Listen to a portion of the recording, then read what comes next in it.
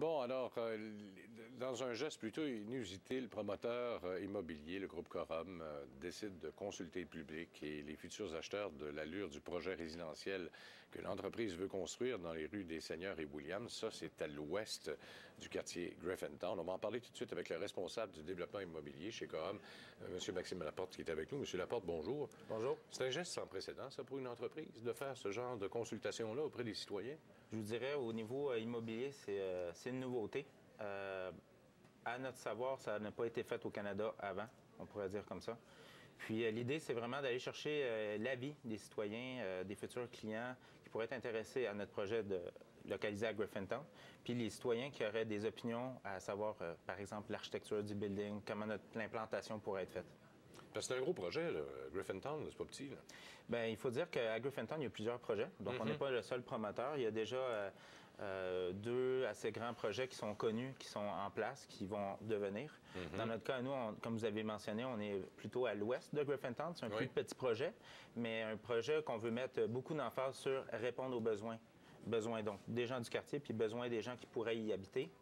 À savoir, autant comme on parlait d'architecture, comment aménager l'intérieur et d'autres éléments. Parlez-nous un peu de Griffintown, un peu, parce qu'ici à Montréal, on connaît ça, mais à l'extérieur de Montréal, on le connaît un peu moins. Pourtant, on en entend parler à toutes les semaines. Oui. Qu'est-ce que c'est le projet Griffintown exactement? Je dirais pourquoi. Numéro un, Griffintown, c'est localisé en bas de l'autoroute Ville-Marie, proche du canal de la Chine. Oui. C'est un secteur qui est une grande histoire au niveau industriel. Donc, il y avait le canal de la Chine, il y avait un port, il y avait d'accès des containers. Il y avait beaucoup d'immigrants aussi qui s'y installaient. Depuis plusieurs années, le quartier industriel va devenir plus résidentiel. Donc, comme nous, comme un promoteur, donc on arrive dans le secteur. Puis qu'est-ce qu'on veut développer? C'est proche du canal, donc proche de Notre-Dame et du canal et du marché Atwater, un projet résidentiel qui va donner accès à plusieurs services dans la région. Quand on décide de consulter le public comme ça, il n'y a pas un danger? Parce que c'est un peu ce que les promoteurs disent. Moi, je veux amener quelque chose de neuf, de nouveau. Je le propose, je le bâtis, je le propose, puis c'est ça. Là, de demander l'avis comme ça des citoyens, vous n'avez pas peur un peu? Il y a des risques, mais beaucoup d'avantages. Fait que on le présente un peu comme ça.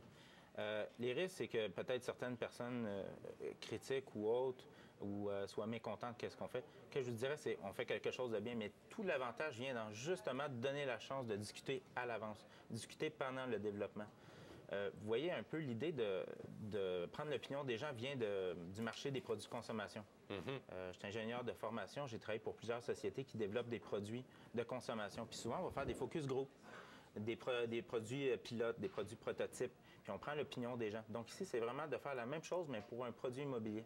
Si on n'écoute pas qu'est-ce que les gens ont, ou si on écoute moins qu'est-ce que les gens ont comme idée, bien, peut-être des fois, on ne vise pas la bonne chose ou qu'on ne développe pas le bon élément. Mais comme je vous dis, l'avantage, c'est vraiment d'aller vers un produit qui va satisfaire plusieurs besoins. Alors, comme on voit ici, c'est un petit quadrilatère. Hein? C'est pas tellement gros. Comme je dis, c'est pas un immense projet, mais c'est un beau projet. On regarde sur la carte par rapport à tout le reste de Griffintown, c'est tout petit. Oui. Hein? Et vous proposez déjà une pré-solution.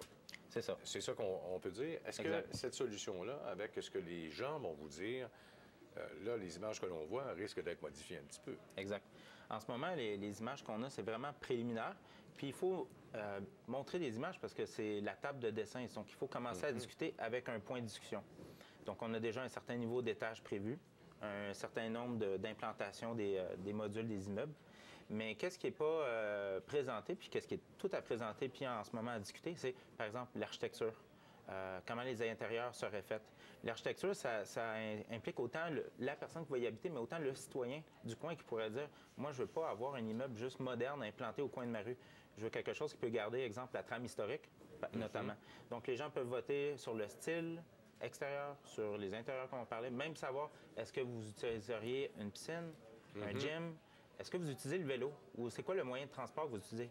Métro, voiture, Bixi. On pose la question, est-ce que vous utiliseriez les services Bixi? Donc, pour nous, comme promoteurs immobiliers, si les gens nous disent oui, j'utiliserai le Bixi comme une auto, bien, on va vraiment se débrouiller pour pouvoir avoir ces services-là.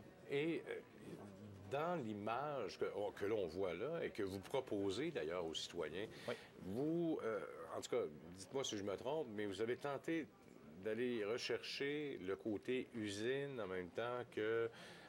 Il y a tout le côté historique là-dedans, là, malgré tout. Là. L'usine qui était en place date de 1876. Donc, c'est beaucoup d'histoire. Nous, on veut le premier immeuble que vous voyez au coin de la rue, donc avec l'architecture, c'est un immeuble de 1876 qu'on veut revaloriser, ressortir les fenêtres. En ce moment, c'est de la brique, mais on veut mettre les fenêtres d'origine, garder la fenêtre, le look d'origine. Donc, pour cet immeuble-là, on va garder une trame historique. Pour le reste de l'immeuble, c'est encore, ça va être le choix des gens. Nous, on propose historique, un style moderne. On a plusieurs choix, mais à date, avec les discussions qu'on a sur le blog, puis déjà des gens qui ont participé à mon avis, déjà le look historique prend une certaine longueur d'avance sur notre site Internet. C'est un peu ce qu'on retient. Hein. Quand on regarde les images, c'est ce qui nous frappe. C'est le quartier qui a évolué au fil du temps. Malheureusement, il y a eu des fermetures d'usines. La majorité des usines n'existent plus maintenant, sauf que les bâtiments sont encore là. Et vous voulez garder un peu ce côté historique-là. Mais en même temps, amener aussi un peu de verdure. C'est peut-être la raison pour laquelle on retrouve comme une espèce de jardin à l'intérieur, un peu comme Place Ville-Marie, d'ailleurs. Exact. Il y a deux éléments. Donc, premier, un jardin intérieur. Même que sur notre site, on pose encore la question si les gens le voudraient. Mais nous, on propose déjà à l'avance un jardin intérieur, même peut-être certains petits jardins sur les balcons des gens. Donc ça, je vais à l'avance. Mais c'est une optique qu'on regarde, des murs verts. C'est un endroit qui est quand même à haute densité. Donc, il faut donner l'esprit vert. Il faut donner que ça soit chaleureux comme endroit, qu'on apporte un peu l'esprit, pas la campagne, mais qu'on amène un peu le parc où les gens vont pouvoir résider ou habiter. Parce que c'est important, ça aussi, le côté environnement, peut-être pas environnementaliste, mais le côté environnement de vie est extrêmement important pour les citoyens. Les citoyens et les résidents aussi. Exactement. Donc, pour s'y inscrire, on va sur mongriffintown.com. D'ailleurs, le site Internet, vous allez le voir là, dans quelques instants. Pardon. Et vous voyez le site en tant que tel. De la rue William, réalisé par la compagnie Coram. Alors, juste, vous pouvez donner soit votre avis, dire vos besoins. C'est ça. C'est important. Oui. Un besoin, c'est un avis aussi. Oui. Puis, en plus, il y a l'espace blog, donc qui est vraiment pour discussion ouverte. Donc, vraiment, si les gens ont des questions encore plus que qu'est-ce qu'on présente sur le site, donc ils peuvent y poser leurs questions et on va échanger avec eux. Alors, c'est extrêmement important. Donc, c'est interactif en plus. Oui, exactement. Certains vous diront, vous êtes audacieux pas mal.